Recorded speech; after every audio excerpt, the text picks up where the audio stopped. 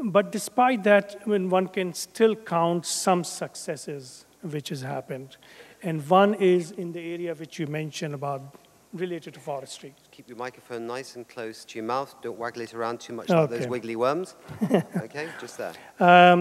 If you look at the percentage of land which is now under protected areas, that has increased significantly in the last 18 years.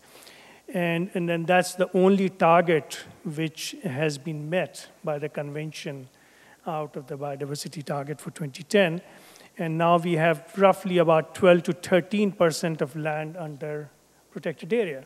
And it has grown immensely, and there's been more funding coming for that. So that's one of the big successes, of course.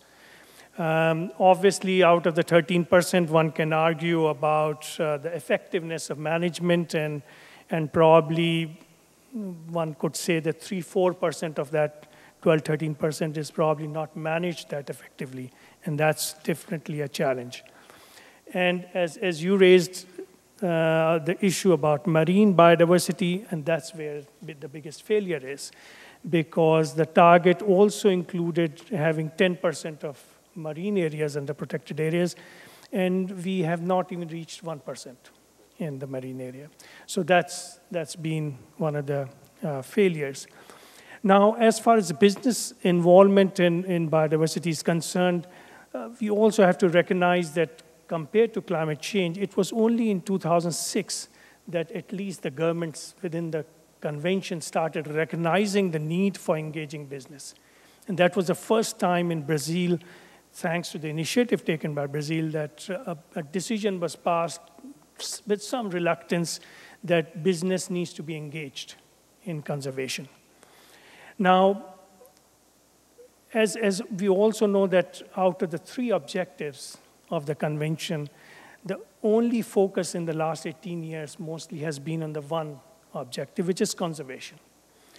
There has been much less focus on sustainable use of biodiversity, and of course, the third area, which is about access and benefit sharing from genetic resources, is still being negotiated. And business role is much more in the second objective, which is in sustainable use of biodiversity. That's where businesses will get much more involved. And as that issue becomes more and more prominent in the convention, I believe it will open up more opportunities for business. There are certain mechanisms which are being talked about, which are related to climate change, in some sense that you have now, similar to carbon offsets, you have biodiversity offsets.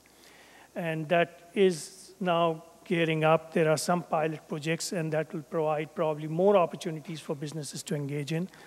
On the other side, you also have where beneficiary pays principle-based mechanism like payment for ecosystem services. Still, of course, there are a lot of challenges on policy part of it, but that's, again, another opportunity which businesses will get to engage into it. So, yes, there has been much slower progress of business engagement in biodiversity convention compared to climate change because, of course, also the complexity of the issue. But I believe that this is something which is going to progress much faster in the years to come. Well, maybe we could just pick up on that theme a little bit about markets, because I think it's interesting that you mentioned the climate change. Of course, in Copenhagen, we got a very strong signal that the world is keen to invest in forests in tropically developed countries for the reduced emissions, the so-called REDD program. And the question is that just the beginning? Because I certainly know from the UNEP perspective that we're working with a lot of scientists, and again with funding from the Global Environment Facility in Western Kenya, Nigeria, and China on a project which is trying to create a standard in terms of if you manage the land this way, if you farm this way, if it's sustainable agriculture or organic agriculture or whatever, how much carbon do you actually put into the soil and the vegetation? Now, once you've got a standard, a basic methodology, then hopefully this might encourage investors, in Frankfurt or London or Singapore or Beijing, whatever, to invest in, land management in a way whereby the farmers get some incentive to actually go for sustainable agriculture rather than, say, intensive agriculture, which is also quite practical in parts of Africa where the soils are quite fragile. And I think, you can take that further. You can look at the marine environment. People are talking about blue carbon. This is some estimate that half the world's transport emissions are being soaked up by the marine ecosystems, by the seagrasses, the mangroves, and the salt marshes. Now, indeed, if these figures are correct, there's a huge potential market there in terms of carbon and offsets. But you mentioned payment for ecosystem services. We know Costa Rica has been doing that for years. Other countries have been doing it too. But why are these mechanisms that are out there? They've been tried and tested. They work in some countries. Why is it that we haven't got further down the road? I can look at UNEP textbooks going back 15, 20 years, and they talk about these things. Why are we not getting further down the road with these, with business and markets?